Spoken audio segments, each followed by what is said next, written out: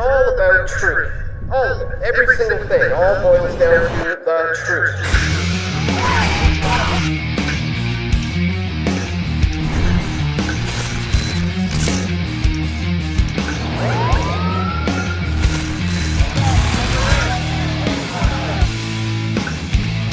We all want truth.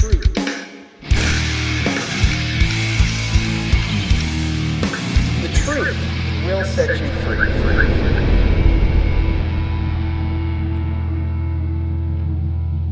All right, welcome to the broadcast, ladies and gentlemen. We are live. This is Press for Truth Live. I'm your host, Dan Dix. I'm just going to wait until we get some people showing up in this stream to make sure we're actually going. But if we are, please share it. Share the link around to your Facebook, your Twitter, whatever you got to do. Let people know we are live right now. We're going to be taking questions from the chat. Let me know if you guys can see me and if you can hear me. All right. I see people in the chat, but it doesn't say anybody's watching. So that's YouTube for you. Oh, always messing with my numbers. I see a big goose egg. Yet I have comments from GMS No Breaks, Barry White, Lith Hunt XD, Barry White, Much Christmas Tree, guys, hey, hi, Giannis, Lask, hello, hi everyone, thanks for tuning in. We're going to be doing something a little bit different today. I'm going to cover a couple of stories that I've been wanting to cover over the last few days, some really interesting things that have just came out, and I'm going to do kind of these short little video reports that I will be uploading later as separate videos. So just bear with me on that. We're going to run through a video report, and then I'll go back to the chat. I'll take some of your questions, and then we'll move on to another video report. But before we get into that, how are you guys doing? How's your Christmas so far? Hi, Michael Pierce. Hi, David, Bess, Michael, Reese, NASDAQ, Brendan, ED202. Thanks for tuning in, guys. Once again, please share this broadcast. Let people know we are live. We're going to be taking questions from the chat. Going to be covering some pretty heavy issues. Namely, the town of Windsor has just announced that they're going to be putting fluoride back into their water supply after successfully removing it 5 years ago. I mean, we were all celebrating and cheering that 5 years ago, and now they're doing a complete 180 and putting it back in. We're also going to cover the story about the foiled terror plot on Canada Day, how it's just now being revealed that it's a complete setup from the RCMP and CSIS, and I've been saying that for quite some time, so we're going to go over that. NASDAQ says the market is slow now. Yeah, no doubt. Hey, James Ryan. Julie says, thanks for the Canadian news. Merry Christmas, Dan. Hope 2019 is good to you. Thank you very much, Megan. And guys, be sure to get your questions in too, because later in this broadcast, when I'm done doing these quick little video reports, I'm going to scroll back through here and we can go over all the questions or any other topics you guys want to bring up or talk about. Hi, James. Merry Christmas, says Crypto Corey. Interesting name there, Crypto Corey. We're seeing a bump in the markets today. Could this be the beginning of a bull run? I'm not so sure, but Bitcoin is up. Everything is in the green, in fact, today it seems. So you're probably happy today, Crypto Corey. Yeah, so that's a pretty good thing. I've been paying attention to the markets, and a lot of us are kind of surprised at the current bear run, how long this has been going. But I've been following the advice of some experts who think that we could be seeing seeing this level out at around the 4,400, and then it's probably going to dip back to the $3,800 mark, and then shoot up to the $6,000 mark, and then back down to maybe even $3,000 before we see another bull run to anything like $20,000, $30,000, $40,000, $50,000. That could be another year or two from now. It's tough to say. But HODL. That's right, Reese. Buy gold. It is a good time to buy gold. And silver, actually. Silver is heavily undervalued right now. It's a great market to be involved in. In fact, I always suggest more so of putting like 80 to 85% of your savings and assets in precious metals, and only dabbling with maybe 15, maybe 20% tops in the cryptocurrency space. But yeah, silver, gold, These are the sort of wealth insurance securities that you want to protect your assets with, especially in the face of a looming dollar crash. I mean, that's not a conspiracy theory. This is certainly imminent. We know it's coming. It's just a matter of when. People are always saying, you've been saying the dollar is going to crash for years, Dan. And it's like, well, yeah, it should have crashed years ago, and it still is going to crash. This is a bubble that's going to pop, and it needs to bad. And you got to be prepared when it does. And a good way to do that is gold, silver, and a little bit of cryptocurrencies. Because look, when the bond market crashes, when the stock markets crash, when these pensioners lose everything, guess what's going to happen? They're going to flood to these tangible assets like precious metals, and they're going to become interested in Bitcoin again. When that bull run happened last year, from a couple grand up to almost $20,000 US, you had the FOMO, the fear of missing out, kind of overcame people. And that's why you see those kind of parabolic rises, and it's going to happen again. But in this climate, you have to do your due diligence. There's so many coins coming out, so many things being offered, and a lot of them are garbage. A lot of them are scams. A lot of them might even lead to the eventual global cashless society digital currency. So you have to be very, very careful. So I'd stick with the decentralized coins, essentially, and more so the private-based decentralized coins. Hi, Brittany. Hi, Reese. We have Lanny from Canada. What's up, Pat? Sarik. Let me scroll back, see if we have any questions. Why not mink and diamonds? Yeah, there could be an argument for why not diamonds. As we've seen, the diamond trade can be pretty brutal. The last gold rush, similar, with diamonds, was brutal. So, you have to really know what your sources are when it comes to that sort of thing. So, food, water, shelter, absolutely. How could I not mention the most important survivals? Yeah. Knowing how to grow your own food, being able to be self-sustainable, being able to own your own property without being indebted to the bank. That is huge. That is key moving forward. If you want to be a free individual, you have to get out of the clutches of being in debt to the big bad banksters. Because as I've always said, when you have a loan of credit or a mortgage or multiple credit cards that are all getting racked up, they can squeeze at any time. They've got their fingers around your neck, and they can just squeeze, simply by raising interest rates, and it'd be all over for people. So, yeah, I dread to think what today's millennials would do if they were thrown into the wilderness for, never mind 24 hours. How about 10 hours? Would they be able to survive? I highly doubt it. So that's kind of scary, and we need to get back to teaching our children how to actually, grow food, fish, hunt, survive, camp without, iPhones and tablets and computers.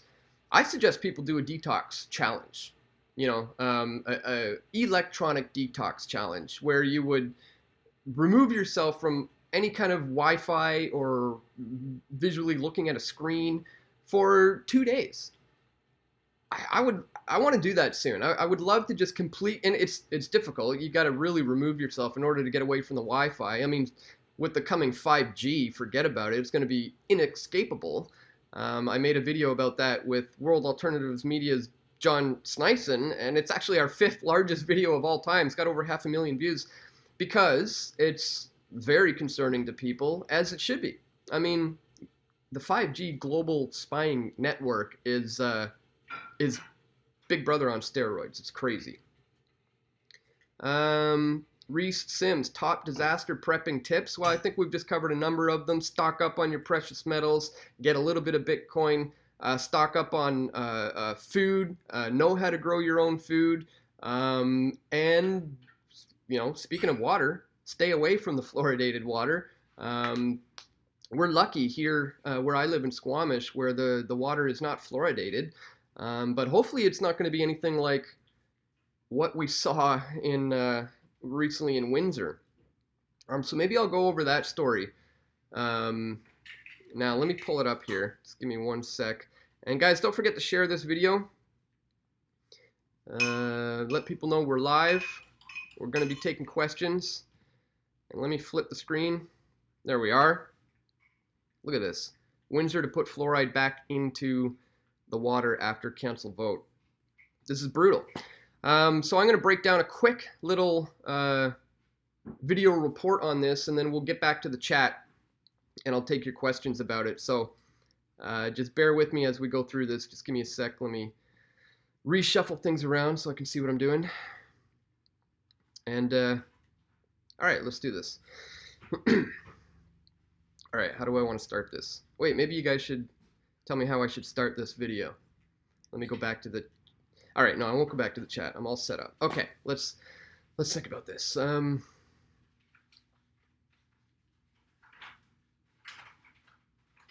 right.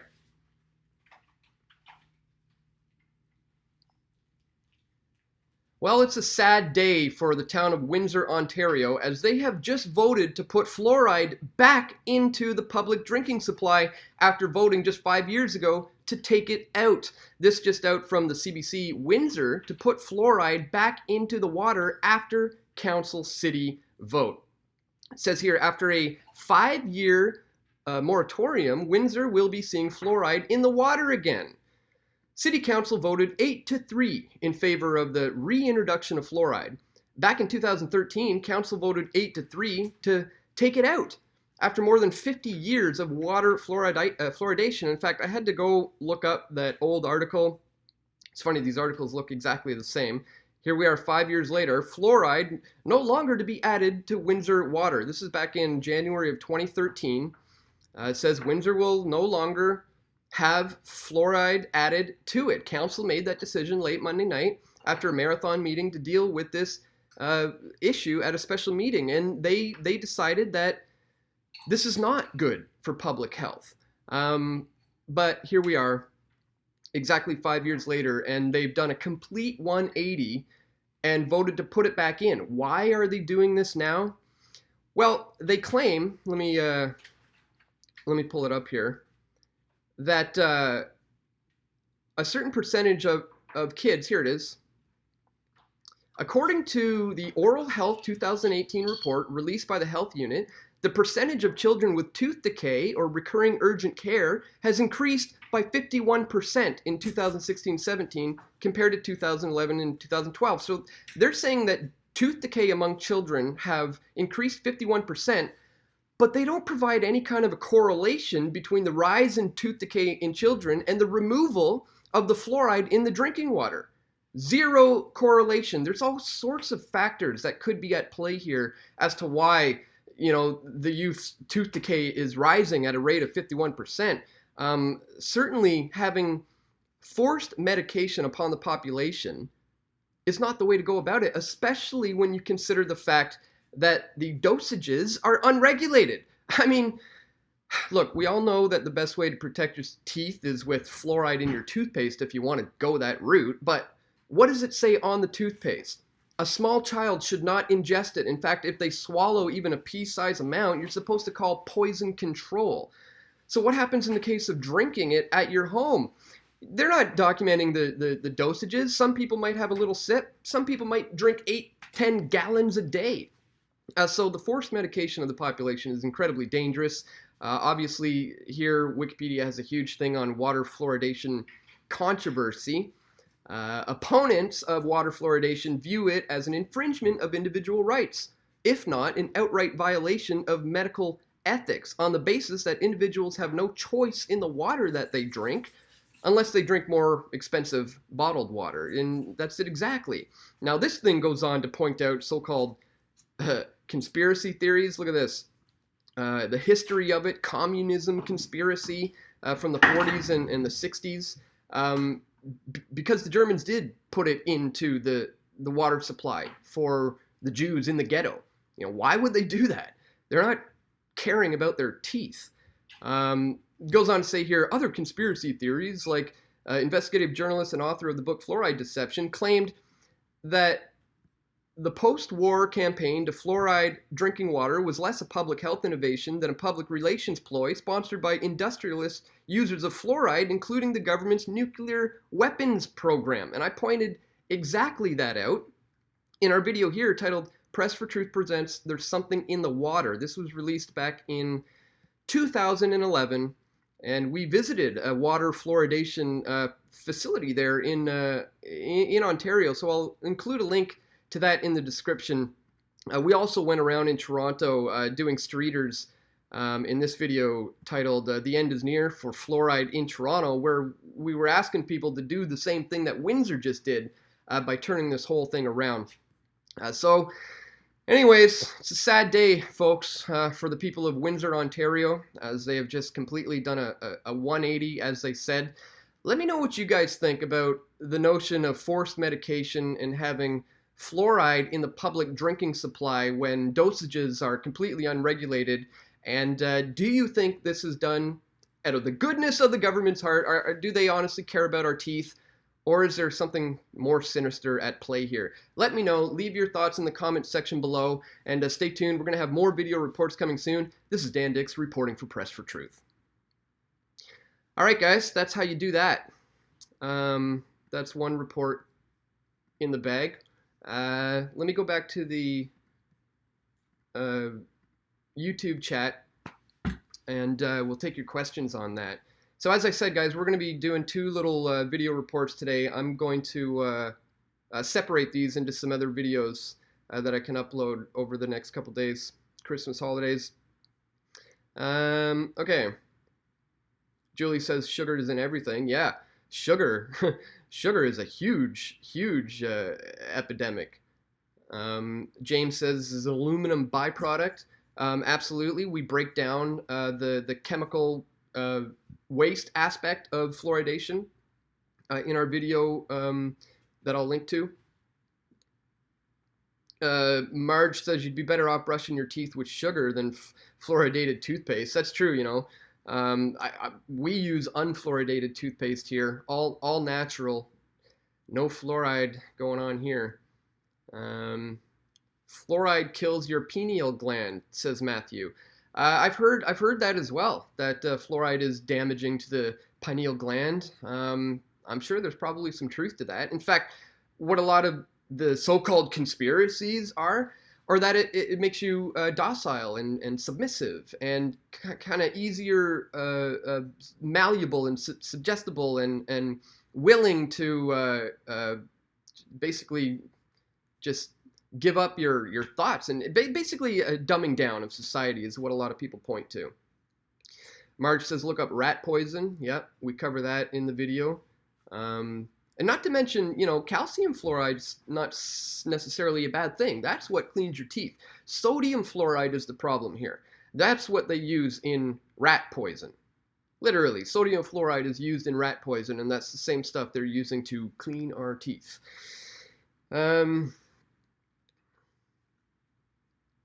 Rika the Hopeful Voluntarist, thanks for tuning in. Glad to see you. They've got to get rid of their toxic waste somehow, guys. Calm down. No, that's exactly it. It is toxic waste that they're, you know, it's a racket too. You know, they're not just giving it away. Legend says stop the fluoride. Lena says I use distilled water for my baby's formula. That is excellent. I'm really concerned about the fact that babies are ingesting fluoride when mothers, yeah, use that you know, mix the water with that special formula, baby formula. Yes, absolutely. Do not mix your baby formula with fluoridated water. Very good suggestion. Corn is a grain and not compatible with the human digestive system, says Dartonian Allen. You know, today, pretty much all corn is GMO. I'm pretty sure 99% of the corn that we interact with on a daily basis is GMO. It's getting nearly impossible to find non-GMO corn these days.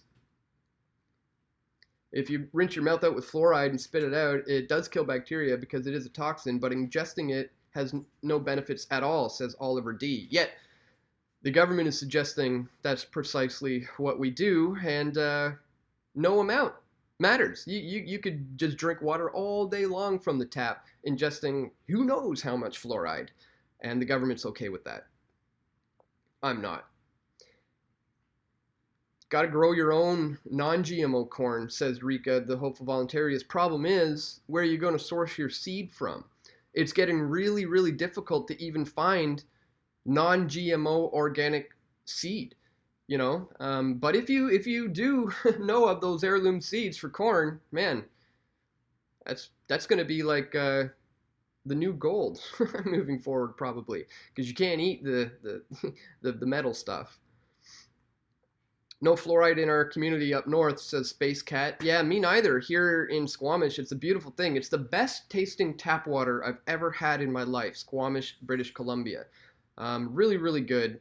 And oh man, I hope they don't do something as stupid as Windsor and vote to have it put in. That would just be ridiculous. All right, guys. Again, please share this broadcast. Let people know we are live. I do have another report I want to get to, so maybe we will do that. Just bear with me for 1 sec. I'm going to pull it up.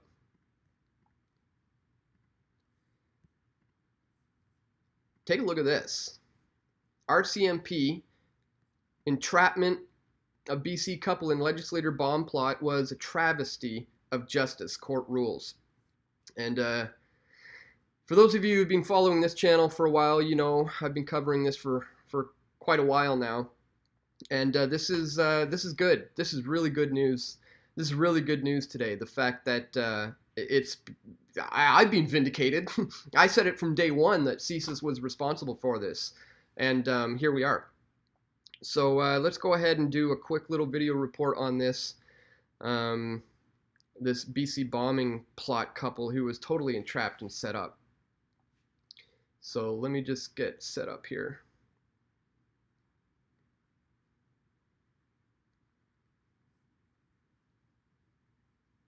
All right. Here we go.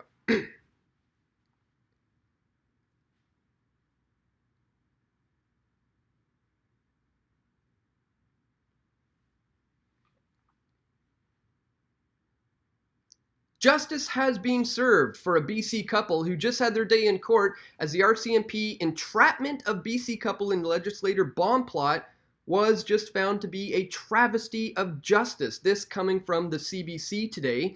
This couple, Amanda Cordery and John Nuttall, you may recall, were accused of being the Canada Day bombing plot terrorists. And as it turns out, this was completely set up by the RCMP and by CSIS infiltrators. It turns out these two were completely incapable of formulating a plan, of being able to do anything imaginable of the nature of doing something like a Canada Day bombing plot. It turns out it was completely organized by CSIS. These guys were fully entrapped and set up, and a judge just ruled that that was the case. Now, I don't want to toot my own horn and say I told you so, but look, this is a huge day of vindication for me because I'm going to go ahead and say it. I told you so. Look at this video I released one day after the bombing, July 2nd, 2013, the alleged bombing. And I titled the video, Canada Day Bombing Plot, Foiled Plot, or CSIS Setup. And here we are. We're finding out that, yes, this was completely a setup by CSIS. In fact, if you search my channel and you do a search for Canada Day Bomb Plot, you'll see I have 5 videos that I've released on this topic. Like this one, Canadian Terror Plot Exposed as RCMP Setup. Why is this important? Because there have been a lot of foiled terror plots here in Canada. Let's not forget the Toronto 18, who were planning to blow up the CN Tower. What about the CN Rail terrorists who are planning to bomb a train en route from Toronto to Montreal? What, you know, we have the Canada Day bombers. All of these things were the CSIS entrapping and setting up these kids to basically pin the blame on them, to carry out a false flag attack in order to blame their political enemies by setting up a scapegoat. But it didn't work. It didn't work this time. A judge ruled that these guys were indeed entrapped. And I hope the RCMP and the CSIS agents involved in this case actually, see jail time for this, because it's an absolute travesty. Now, I put out a video I think is one of my most important videos I've ever made back in 2013 titled Conditioning Canadians for the War on Terror. And in this video, we break down the sting operations, the methods and the techniques that CSIS agents use to coerce and to manipulate a target and to set them up to take the fall for a terrorism charge. And the reason why they do this is because they want to create false flags in the near future and pin them on their political enemy. So the takeaway from this today, ladies and gentlemen, is that when something does happen, in the foreseeable future, some sort of false flag does happen, suspect number one should be the government. Look, these guys were just proven to have been entrapped by a judge who says that this was done by the RCMP and CSIS. So, ladies and gentlemen, the takeaway from today's video is when the next false flag attack happens on Canadian soil, suspect number one should be CSIS and the RCMP rather than whatever so-called terrorist they're going to try to pin the blame on, because we've seen it time and time again, over and over again. So today, vindication for Press for Truth, good news for the people of Canada. But this should be a warning sign to us all. Let us remember moving forward that when these things do happen, suspect number one is the government. Thanks for watching, guys. Be sure to check the links in the description for the source to this video. And stay tuned. We're going to have more video reports coming soon. This is Dan Dix reporting for Press for Truth. All right. Crazy. Let me switch the camera back here for you. Yeah.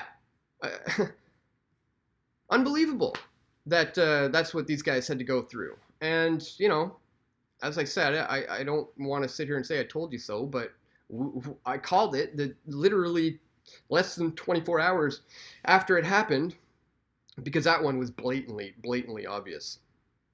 I love my girl says, thank you, Dan, for this news. It is good news. I love bringing good news to the table, and that's why, sometimes these live streams don't get a whole heck of a lot of views. So I wanted to do a couple of separate reports today. Going to break those up, upload those over the next few days, because obviously people are busy with the holidays. It is Christmas time, so this is a good way to get this important information out there. In a easier way for me to do it. So let me scroll back and see if I'm missing any questions, because I haven't been paying attention for a while. Hi, huge ass bear. Hi, groundskeeper Willie. He hate me. Alexander Wesner. I don't see too many questions here.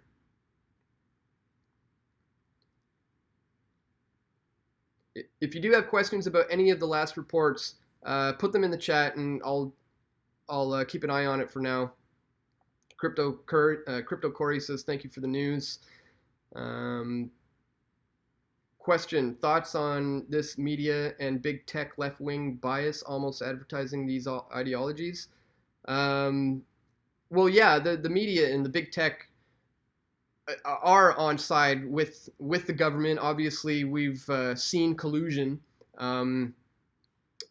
Particularly in the case of the banning of Alex Jones, that was obvious collusion by the big major tech companies and the media companies and the government, because it was coordinated. It was a coordinated thing where pretty much within this period of 24 hours, all these different, apparently unrelated tech companies decided to do the same thing. So that was collusion. And as we pointed out before, he was the first domino to fall, and they're starting to come after all kinds of people now. This is why we have to diversify our video sharing platform, where we put our information. This is why I'm on Minds.com, I'm on BitChute.com, I'm on Steemit.com, I'm on BitTube, and I'm almost losing track of all the video sharing platforms I'm starting to diversify into as a hedge, because I know my days are numbered here on YouTube. It is a fact that this channel will no longer be able to produce the kind of videos that we are in the foreseeable near future. I mean, the media, the government, the tech companies that are colluding are simply not going to allow me to continue. So I hope that, I mean, I'm obviously here now because this is where the people are, this is where you guys are, but I hope you migrate over to these other platforms and watch me on these other platforms as opposed to here, because I post all these things on those, and you can find the links for these decentralized blockchain-based platforms in the link here in the description. DTube, Steemit, BitChute, Minds, those are some of my go-to decentralized platforms that I'm starting to move to. I hope my audience migrates to. I'm sure some of you guys heard some of the recent controversy with Patreon. You know, they just kicked off Sargon of Akkad.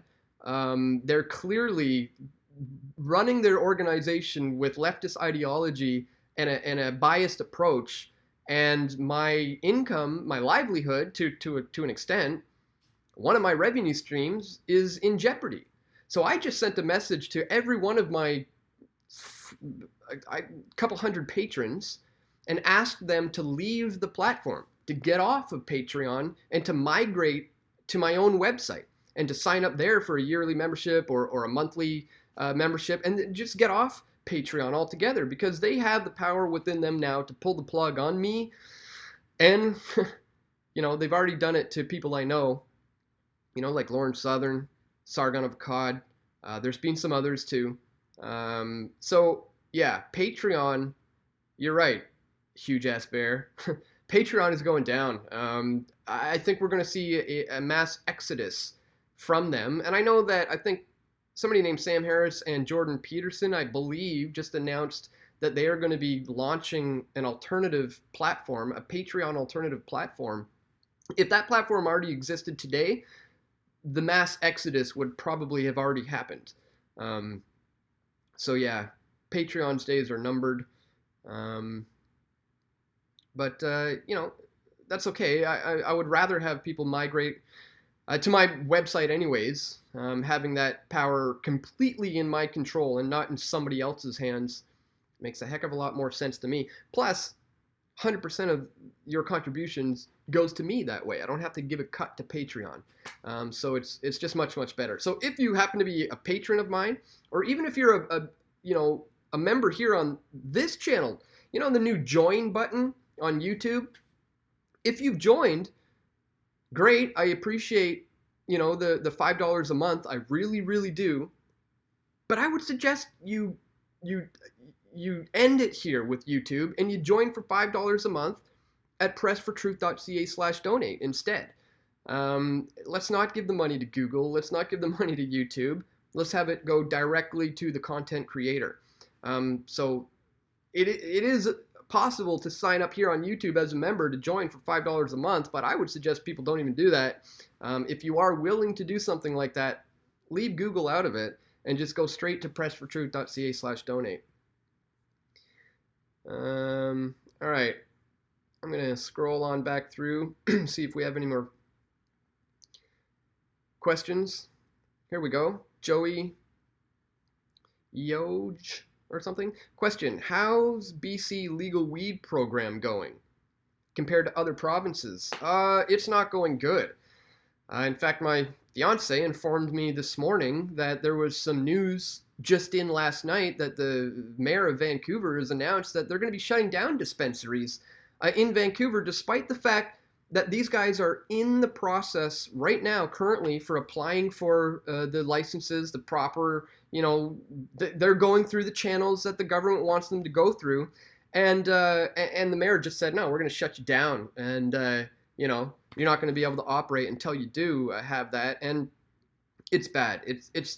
I've been saying it for quite some time, Joey, that legalization was a bit of a Trojan horse here in Canada. It was a ruse. You know, we were kind of tricked into going along with something that we wanted, or they knew we wanted, but what we got was something entirely different. Just look at the driving laws. Just a few days ago, they updated the drunk driving laws here in Canada so that they can now take a breathalyzer from you without any suspicion of you being impaired or having committed a crime.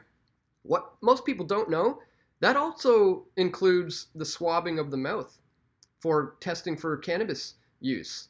They no longer have to have reasonable suspicion of you being intoxicated or reasonable suspicion that you've committed a crime. Roadside mandatory DNA collections is now a thing.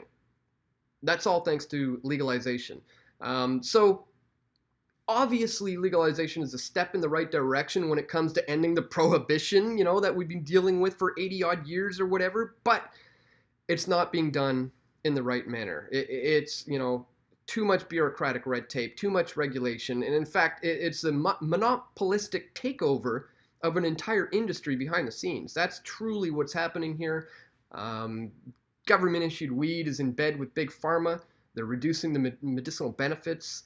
I could go on about just how bad so-called legalization has been for Canadians. So, yeah, it's sort of a step in the right direction.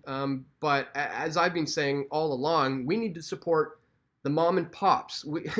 We need to look to the people who have been doing this for decades, not the government who's just coming in now, and looking to take it over. Because as we know, the more government involvement, the worse things get. So support the mom and pops. Check out the CGC, the Cannabis Growers of Canada, cannagrowers.ca. These are sponsors of ours here at Press for Truth, Liberty Farms.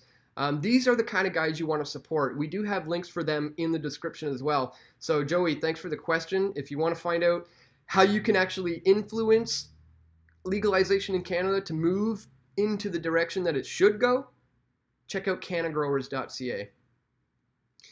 All right, I'm going to quickly go through, see if there's any more questions, and I may go ahead and end this broadcast. We're going on 35 minutes, and it's a beautiful Christmas day. I'm sure you all want to continue enjoying your holidays as I do. Not to say I don't love hanging out with you guys, as I do. I don't know if you noticed, I got my little dog's running around here behind me. I might as well introduce you to our newest member of the family. This is 420 Tony. He's named 420 Tony, Joey, because he was born on April 20th.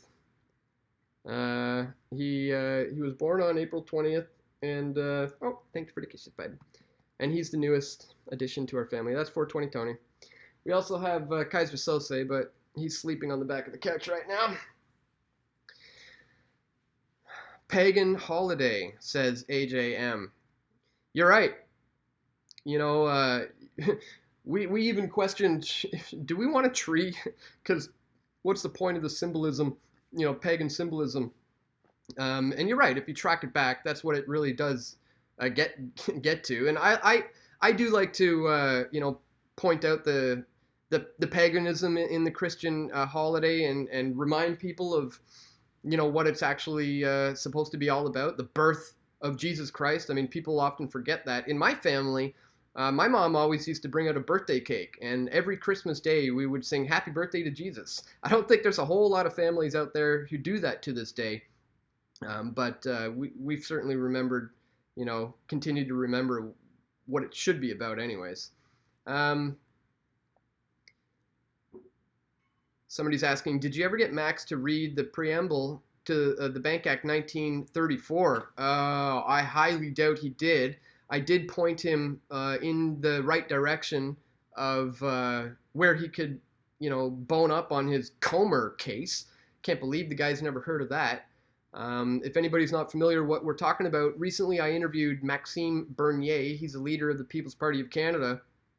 And we got into the Banking Act, we got into monetary reform, and I asked him what he thought about the Committee on Monetary and Economic Reform, who seeks to overturn, when the government used to have a nationalized bank in Canada. Then in 1974, we changed that, started borrowing from, the Bank of International Settlements and the International Monetary Fund at interest. And Comer wants to reverse that back to the way it was pre-1974. Bernier had never heard of that. But I did point him into the direction of where he could learn more. So I hope he looks into that, because that is truly an issue that is important to Canadians. And if he wants to run on a platform that's going to be attractive to people like us, yeah, he should be all over that.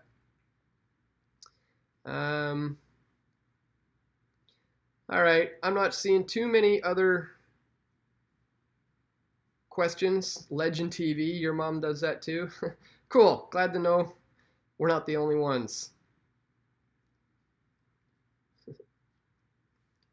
Barry White says Jesus wasn't born on December 25th. You're absolutely right. That's probably not the case whatsoever. Um, in fact, the Bible doesn't even say anything about, celebrating that. It sort of does, but it more says remember him how he left the world than how he came into the world. So that's the more important thing to me is what happened, what was going on, why did he leave this world as opposed to how he came in. Um,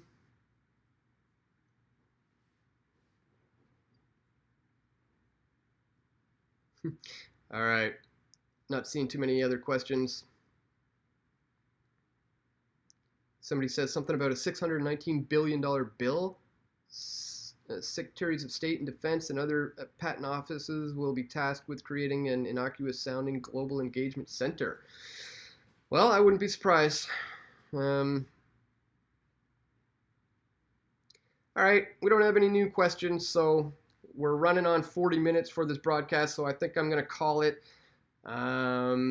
Thanks for tuning in, guys. Please share this one. Stay tuned for my video reports that we did on Windsor removing the fluoride and also the foiled terror plot here in Canada, where they just found out that the CSIS and RCMP were actually the ones responsible. I'm going to be uploading those in the next couple days, so please share those when you do see them. And again, thanks for tuning in today. If you do appreciate our efforts here and you do want to support us in the face of, the financial companies, the tech companies, the people like Patreon clamping down on guys like me, please do so at pressfortruth.ca/donate. That's the best way to go about it. We have a Patreon alternative link there, and you can click on that. You can sign up for 5 or 10 or however much you want a month, and then you click subscribe. And we're going around Google, we're going around YouTube and Patreon and all that things when you go about it that way. Of course, you can contribute cryptocurrencies. We have a link there where you can do that as well. So again, I want to thank everybody for tuning in. Share the link. Have a very, very Merry Christmas. I hope you all enjoy the holidays, and ta for now. Thanks for watching.